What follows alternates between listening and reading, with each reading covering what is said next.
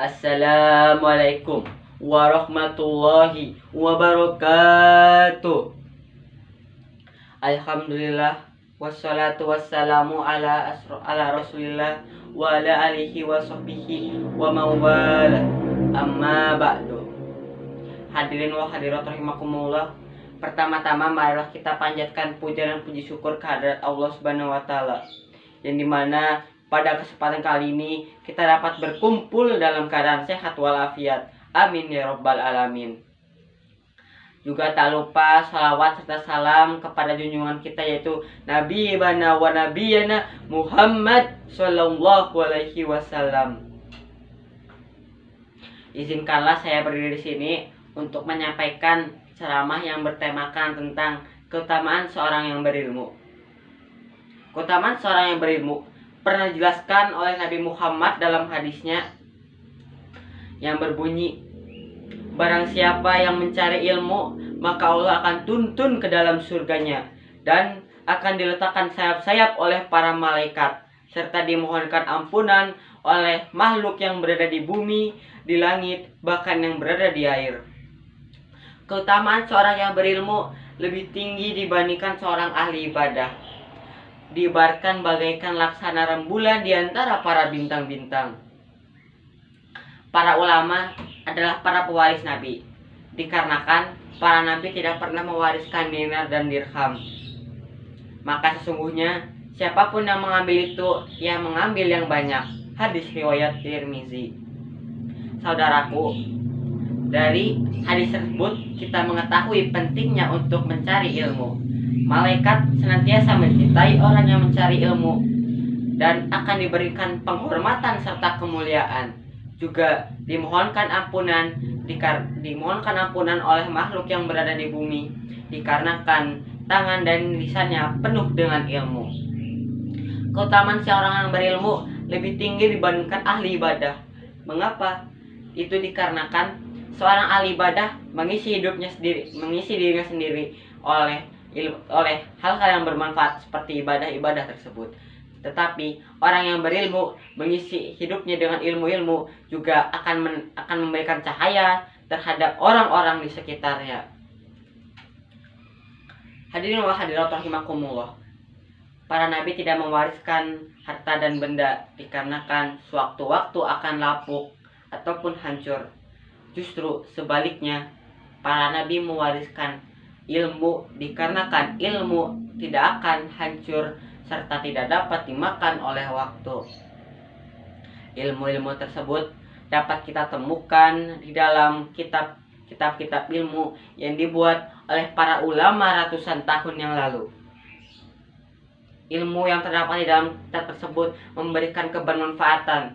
Kebermanfaatan dari ilmu tersebut membuat para ulama hidup lebih lama lagi dengan nafas-nafas ilmu, walaupun secara lahiriah mereka telah tiada. Hadirin wal hadirat rahimakumullah. Di tengah kemegahan dan kemewahan dunia ini, penting bagi kita selaku umat muslim untuk memperhatikan niat yang melatar belakangi keseriusan kita dalam mencari ilmu. Walaupun dunia ini begitu megah dan begitu menakjubkan, tapi terlalu dangkal untuk menjadikan dunia ini sebagai tujuan kita, apalagi perihal tentang ilmu. Janganlah kita menjadikan dunia ini sebagai tujuan kita, dikarenakan dunia ini hanyalah sesaat dan suatu waktu akan hancur. Saudaraku, sebagai umat muslim, hendaklah kita untuk memperhatikan niat kita dalam mencari ilmu, dikarenakan niat tersebut adalah pondasi dalam menuntut ilmu. Jangan sampai ilmu yang kita dapatkan kita gunakan untuk meraih dunia serta menjadikan wadah untuk membodohi orang lain. Berkaitan dengan ini, Nabi Muhammad SAW bersabda, barang siapa yang mencari ilmu dikarenakan untuk mendebat para ulama, menghina orang-orang bodoh, serta mencari perhatian di antara manusia, maka sesungguhnya nerakalah tempat mereka kembali. Hadis riwayat Ibnu Majah. Marilah saudaraku, marilah kita memperbaiki niatan kita dalam mencari ilmu. Selain itu, janganlah kita hanya menuntut ilmu saja. Marilah kita juga mengisi hidup kita dengan ibadah-ibadah yang menolong kita di hari kelak, di akhirat nanti. Dikarenakan ilmu itu adalah jika kita ingin menuntut ilmu, jadikanlah ilmu tersebut adalah hal kedua yang kita pentingkan. Hal yang pertama kita pentingkan adalah ibadah. Allah Subhanahu wa taala berfirman, padahal mereka tidak disuruh kecuali untuk menyembah Allah dengan memurnikan ketaatan terhadapnya dalam menjalankan agama yang lurus. Quran Surat Al-Bayyinah ayat kelima.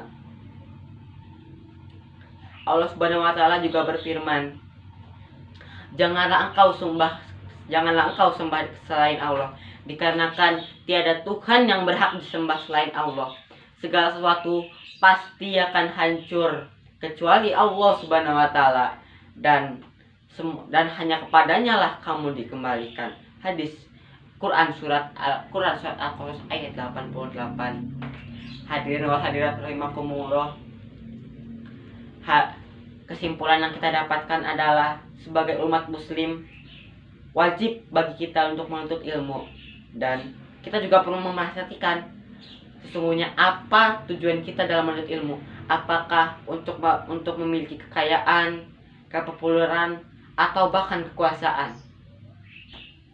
Sungguh semua itu hanyalah kenikmatan dunia sementara yang sewaktu-waktu pasti akan hancur ataupun hilang. Kita harus mencari niatan untuk menuntut ilmu yang sebenar-benarnya, yaitu niatan untuk mencari keridhaan Allah Subhanahu wa taala. Hendaklah dimanapun kita berada, walaupun kita sudah mendapatkan kesuksesan dari ilmu yang kita dapatkan, marilah kita kembali dan membenarkan niat kita dalam menuntut ilmu, yaitu untuk mencari ridho Allah Subhanahu wa taala. Demikianlah yang dapat saya sampaikan. Bila ada kekurangan itu datangnya dari saya, bila ada kelebihan itu datangnya dari Allah Subhanahu wa taala. Wabillahi taufiq wal hidayah. Wassalamualaikum warahmatullahi wabarakatuh.